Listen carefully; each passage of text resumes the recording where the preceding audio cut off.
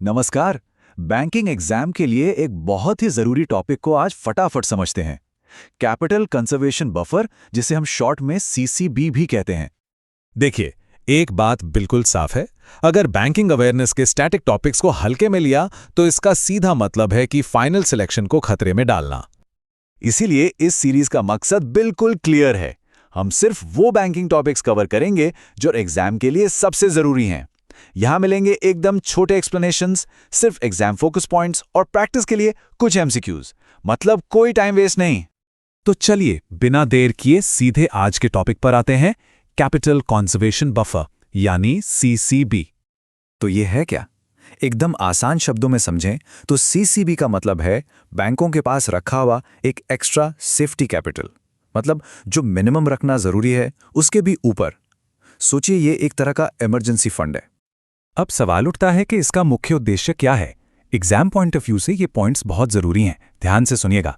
पहला, जब इकोनॉमी में मुश्किल दौर चल रहा हो तो नुकसान को झेलना। दूसरा, मंदी में भी बैंक लोगों को लोन देना बंद न करें, ये सुनिश्चित करना।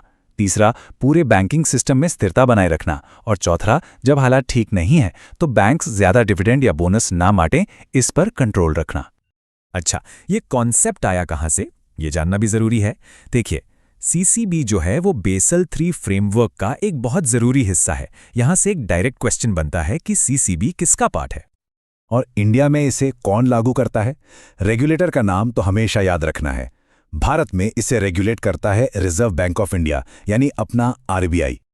तो एग्जाम में सवाल कैसे बनते हैं? देखिए, या तो इसके उद्देश्य पर सीधा एमसीक्यू आ सकता है, या फिर इसके फीचर्स पर स्टेटमेंट बेस्ड क्वेश्चन बन सकते हैं।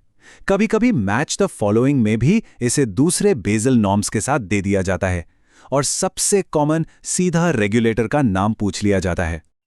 चलिए, जितना हमने अभी समझा उसे एक एमसीक्यू सॉल्व करके फटाफट टेस्ट कर लेते हैं। सवाल स्क्रीन पर है। कैपिटल कंजर्वेशन बफर का मेन ऑब्जेक्टिव क्या है? ऑप्शंस देखने से पहले एक बार मन में इसका जवाब सोचिए। ये रहे ऑप्शंस, ए, बी, सी या डी। ध्यान से पढ़िए, एग्जामिनर कंफ्यूजन यही क्रिएट करता है। और इसका सही जवाब है ऑप्शन सी। बस ये कीवर्ड याद रखिए, फाइनेंशियल स्ट्रेस। इसका मेन काम ही मुश्किल समय के लिए कैपिटल को बचाकर रखना है। चलिए, एक और जरूरी सवाल देखते हैं। भारत में कैपिटल कंजर्वेशन बफर फ्रेमवर्क को कौन लागू करता है? ऑप्शंस हैं सेबी, भारत सरकार, रिजर्व बैंक ऑफ इंडिया या आईएमएफ। ये एक बहुत ही कॉमन सवाल है जो अक्सर पूछा जाता है। और इसका सही जवाब है option C, Reserve Bank of India. जैसा मैंने कहा, रेगुलेटर का नाम एग्जाम के लिए हमेशा ही इंपॉर्टेंट होता है। बहुत बढ़िया। तो कॉन्सेप्ट तो क्लियर हो गया। अब देखते हैं कि इस टॉपिक पर और प्रैक्टिस कैसे की जा सकती है।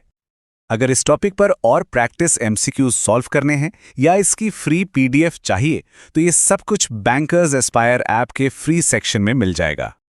हमारा लक्ष्य बिल्कुल साफ है, बैंकिंग अवेयरनेस के जरूरी टॉपिक्स को एक तेज और असरदार तरीके से कवर करना। अगले सेशन में हम एक और हाई प्रायोरिटी बैंकिंग टॉपिक को समझेंगे।